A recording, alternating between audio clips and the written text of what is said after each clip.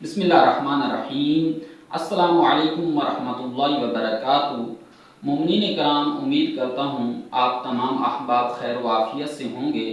आज हम आपकी खिदमत में तस्बीह सैयदा फ़ातिमा ज़हरा सलामुल्लाह अलैहा पढ़ने का तरीक़ा कार बयान करेंगे और उसकी फ़जीलत बयान करेंगे।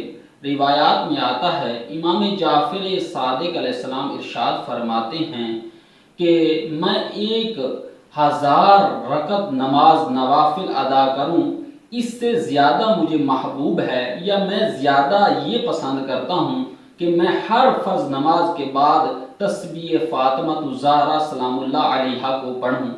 और दीगर रिवायात में भी आता है कि जो शख्स भी तस्बीह फ़ातिमा ज़हरा सलामुल्लाह अलैहा हर फ़र्ज़ नमाज के बाद पढ़ता है तो खुदावंद मुताल की ज़ात उसके तमाम गुनाह माफ़ कर देती है।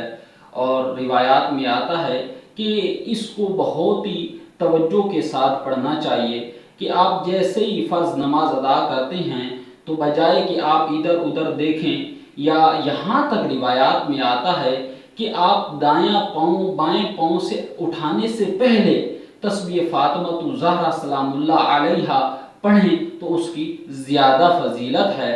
और इसका तरीक़ा कार ये है कि शुरू में 34 बार अल्लाहु अकबर की तिलावत और उसके बाद 33 दफ़ा अल्हम्दुलिल्लाह का जिक्र किया जाए और उसके बाद 33 दफ़ा सुबहानल्लाह का जिक्र किया जाए और उसके बाद खुदावंद मुताल की ज़ात से दुआ की जाए तो खुदावंद मुताल की ज़ात उस इंसान की तमाम मुश्किलात दूर करेगी। वस्सलामु अलैकुम वरहमतुल्लाहि वबरकातुहू।